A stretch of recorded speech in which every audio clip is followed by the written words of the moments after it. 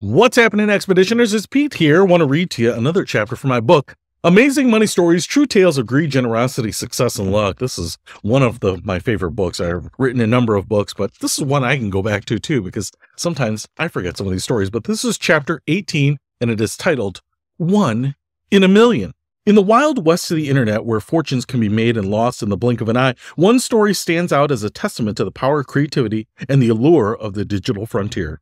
This is the tale of Alex 2, a 21-year-old student from Wiltshire, England, who turned a simple idea into an online sensation that would forever change how we think about virtual real estate. Back in 2005, Alex was facing a problem that many students can relate to: how to pay for his university education.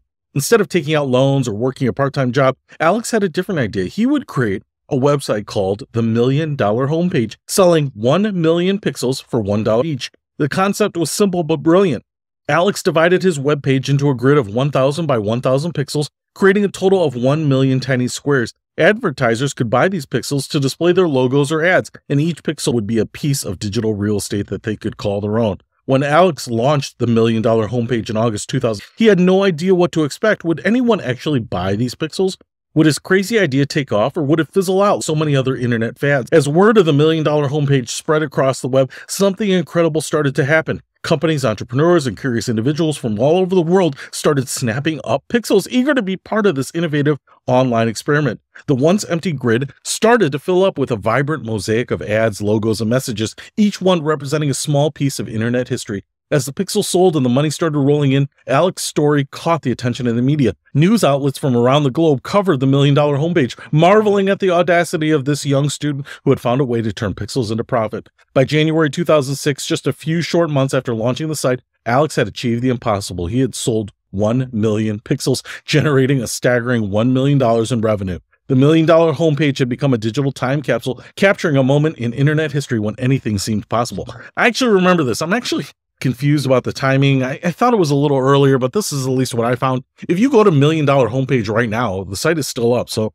someone's been paying for hosting all this time. But I just remember interviews with this guy, and obviously it started a bunch of other things. I think a computer screen at the time was like 1024 pixels by 1024, so 1 million pixels. And I just remember him saying that I was trying to figure out what I had 1 million of anything to sell, and I realized I had 1 million pixels, so that seemed like serendipitous, and so it was as simple as that. So he sold them, and some people bought just 1 pixel, some people bought a little block of pixels, but it's just this neon patchwork quilt of little ads and things like that. I don't even know if those companies are still around. It would be interesting to audit it. But the interesting thing is that after this, actually a bunch of $1 million homepages sprung up because people thought that they were going to be able to sell. And as far as I know, no one else was able to do it. It's really the novelty of being first in this case that made him a success, because other people were like, hey, I'll sell 1 million pixels too, or 2 million pixels or something like that. No one else had the success. In fact, there were some other things that I remember. It was like, you would pay me to destroy my car. So pay me $1,000 and I'll knock off the side view mirror, pay me $2,000 and I'll smash the windshield. And people would do this with exotic cars. But I remember a guy with a Dodge Viper, which was one of my favorite cars of the time and still is just one of my favorite cars of all time, was going to destroy Dodge Viper. And I think he only raised like $5,000. Basically, the Viper was destroyed by hitting the doors with a bat and smashing the hood and stuff like that. But he expected more and more money to come in. And so he did not get $1 million out of that. I think if you had bought every piece of damage you could, it was supposed to generate like $500,000 or something. So there were a lot of people who took the idea and tried to use it in a different way unsuccessfully, which is good because I certainly like people being creative, rewarded, but it's just one of those things. It's like watching Shark Tank and you're like, man, I could have thought of that. I could have done that, because I'm sure it was a lot of work to sell each of the little pixels and make sure the site was built nicely so that everything fit.